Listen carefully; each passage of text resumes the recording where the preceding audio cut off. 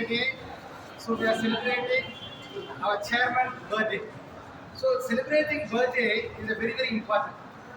வையத்துள் வாழ்வாங்கு வாழ்பவர் அப்படின்னு திருக்குறளில் ஒரு வரி வரும். யார் அப்படின்னு சொன்னீங்கன்னா, இந்த சமுதாயம், இந்த உலகம் நன்றாக இருக்க வேண்டும் என்று யார் நினைக்கின்றார்களோ அவர்கள் தான் இந்த வையத்துள் வாழ்வாங்கு வாழ்பவர். அப்படி இப்போ நம்ம இந்த ப்ராஜெக்ட் எக்ஸிபிஷன் பார்த்தோம். நம்ம ஏசிஎஸ் அருண்குமார் சாருடைய பர்த்டே அன்னைக்கு இந்த பிறந்த நாளில் எவ்வளோ உபயோகமாக நம்ம செய்யணும் அப்படின்னும் பொழுது மாணவர்களுக்கும் சரி, இந்த நிகழ்வு வெளியில் போகும் பொழுது அது மக்களுக்கும் சரி, இந்த மண்ணின் தரம், அப்புறம் நீரினுடைய ஒரு தரம், எல்லாமே தரம், ஒரு தரம்னு சொல்லுவாங்க எல்லாத்துக்கும். எதுக்குமே ஒரு தரம் இருக்கணும். ஒரு கல்லூரி கூட ஒரு தரம் இருக்கணும். அந்த தரம் இருந்தால் தான் அந்த கல்லூரி சிறப்பாக செயல்படுகிறது. அப்படிங்கிறது ஐஎஸ்ஓ ஆடிட்ல வைக்கிறாங்க. அந்த ஆடிட் அப்படின்றதே என்னென்ன ஒரு தரம் நிர்ணயித்தல் அப்படின்னு. அந்த ஐயாலாம் வந்து ரொம்ப நாளாக பழக்கம். ஆனால் இன்றைக்கு வந்து கண்டிப்பாக வந்தாகணும், இந்த பர்த்டே செலிப்ரேஷனில் நாமளும் ஒரு அங்கமாக இருக்க வேண்டும் அப்படின்றதுக்காக தான் நம்ம இப்போ வந்திருந்தோம். அதுக்கு ஐயாவுக்கு ரொம்ப நன்றி. இதில் என்ன ஒரு பியூட்டி அப்படின்னா, ஒரு பர்த்டே செலிப்ரேஷன் கேக் வெட்டி கொண்டாடுவோம், இல்லை எங்கேனாச்சும் பீச் போய் கொண்டாடுவோம். ஆனால் மாணவர்கள் மத்தியில், ஆசிரியர்கள் மத்தியில் கொண்டாடுறதே ஒரு அற்புதமான ஒரு நிகழ்வு. அதுக்கு நான் முதல்ல நன்றி சொல்ல வேண்டியது நம்ம ஏசிஎஸ் அருண்குமார் ஐயாவுக்கும் அவங்க குழந்தைகளுக்கும். ஏன்னா இந்த வாய்ப்பை எங்களுக்கு கொடுக்குறாங்க. எப்பவுமே இந்த வாய்ப்பு கிடைக்கிறதே ஒரு பெரிய அரிது. ஸோ அந்த அரிதான வாய்ப்பை நமக்கு கொடுத்தாங்க. அதை நம்ம எப்படி சிறப்பாக பயன்படுத்துகின்றோம் அதுதான் முக்கியம்.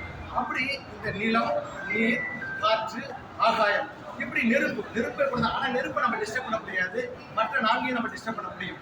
அந்த நெருப்பு கொஞ்சம் கடைசியாக சொல்லுங்கள். இந்த நான்கையும் நம்ம எப்படி போற்றி பாதுகாக்க வேண்டும் அப்படின்றதுக்காக தான் இந்த எக்ஸிபிஷன். இந்த எக்ஸிபிஷன் உண்மையாகவே ஒரு நல்ல தாட். நம்ம நினச்சிட்டு இருக்கோம், வந்தோடனே சார்ட் தான் இருக்குது, இவ்வளோதான எக்ஸிபிஷன் நம்ம நினச்சிருப்போம். ஆனால் அந்த சார்ட்டை ஒவ்வொன்றா நீங்கள் படித்து பார்த்து அவருடைய பொருளை நீங்கள் ஆராய்ஞ்சிங்கன்னா மாணவர்களுடைய ஈடுபாடு தெரியும். மாணவர்கள் உண்மையிலுமே அவங்களை பாராட்டுறது தேவை. அந்த அனைத்து மாணவர்களுக்கும் நீங்கள் பாராட்டு. இதெல்லாம் சாதாரண விஷயம் இல்லை. ஒரு 2 வரைக்கும் உட்காந்து நம்ம எழுதி பார்ப்பேன் வீட்டில் சார்ட்டில்.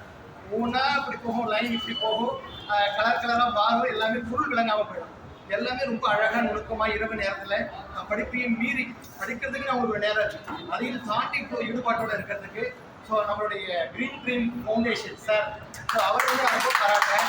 நான் அடிக்கடி நான் சொல்லுவேன், மேத்யூ அவருடைய ரொம்ப நெருங்கிய நண்பர், நம்ம நகரில் தான் இருக்கிறாரு. இவருக்கு எனக்கு ரொம்ப பிடிச்ச விஷயம் என்ன, நம்மளா ஒரு சின்ன செடி வீட்டில் ஒரு ரோஜா செடி வளர்க்குறதுக்கே நான் படாத பாடுபடுவேன். ஆனால் நகர், நம்ம சென்னை மாநகரம் மட்டும் இல்லை, அதையும் தாண்டி வெளியில் போய் எவ்வளோ பனை மரங்கள், எவ்வளோ மரங்கள் நட்டு அவ்வளோ சிறப்பாக பணிபுரிகிறாரு. நம்ம மேத்யூ சாருக்கு மரமாக பாராட்டுவோம். அது காரணம் என்னென்னா, இந்த மரங்கள் தான் எல்லாத்துக்கும் முக்கியம். நிழலுக்கும் முக்கியம், நீருக்கும் முக்கியம். நீரின்றி அமையாத உலகம் வள்ளுவர் சொல்றாரு இல்லையா? அப்போ இந்த நீர் எப்படி வரும்? நீருக்கு ஆதாரம் எதுன்னா மரம் தான். அது ஐயா நல்லா சொல்லுவார். இந்த பனைமரம் தான் இருக்கிறது நீருக்கு ரொம்ப ஆதாரம். அப்போ ஏரிக்கரை ஓரம், ஆச்சக்கரை ஓரம் பனைமரம் நடுவாங்க.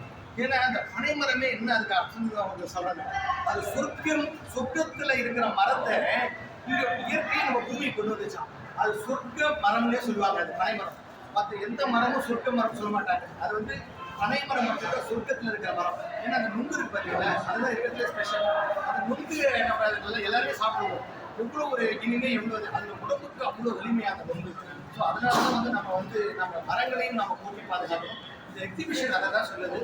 இதோட நம்மளுடைய அனைவரையும் பாராட்டி, ஸோ இதில் இன்னொரு முக்கியமானது நம்முடைய ஆசிரியர் பெருமக்கள். அவங்க இல்லாமல் இதெல்லாம் நடத்த முடியாது. ஏன்னா இந்த ஆசிரியர்கள்லாம் பார்த்தீங்கன்னா மாணவர்கள் அவ்வளோ வழிநடத்தி இந்த ஒரு விஷயம் அப்படி நடந்துட்டு வச்சுங்களேன். நம்ம ரெண்டாவது டிபார்ட்மெண்ட் அவர் சொல்கிறார். ஆனால் செய்யறதுலாம் யாருன்னா ஆசிரியர்கள். மாணவர்களை ஊக்குவிச்சு இப்படி பண்ணணும்ப்பா, இங்கே இதெல்லாம் வைக்கணும். அவருக்கு it's really very tough task. மாணவர்களை ஹேண்டில் பண்ணுறது நம்ம பெரிய வீட்டில் பசங்க எப்படி ஹேண்டில் பண்ணணும் அப்படிதான். ஆனால் எவ்வளோ அழகாக பண்ணாங்க. இப்படி அனைவரையும் வாழ்த்து இந்த தருணத்தில் கடைசியாக ஒரே ஒரு திருக்குறள் மட்டும் உங்கள் எல்லாத்தையும் ரொம்ப பிடிச்ச திருக்குறள் அதை சொல்லி அவருடைய நிறைவு செய்யுது. துப்பாக்கு, துப்பாய, துப்பாக்கி, துப்பாக்கு, துப்பாய, தூவும் மழை. எல்லாமே துப்பாக்கு, துப்பாய அப்படித்தானே வருது. ஆனால் ரொம்ப இன்ட்ரெஸ்டிங் என்னன்னா, அவர் சுத்தமான பொருள் யார் யாருக்கு, எப்ப, எந்தெந்த இடத்துல எப்படி கொடுத்து இந்த உலகை, இந்த மண்ணை வாழ வைக்க வேண்டும் என்று அந்த இயற்கை மிக சிறப்பாக செய்கிறது. தூவும் மழை, மழையை கொடுத்து சிறப்பாக செய்கிறது. இதுதான் இந்த திருக்குறளுடைய அர்த்தம். மிக்க மகிழ்ச்சி.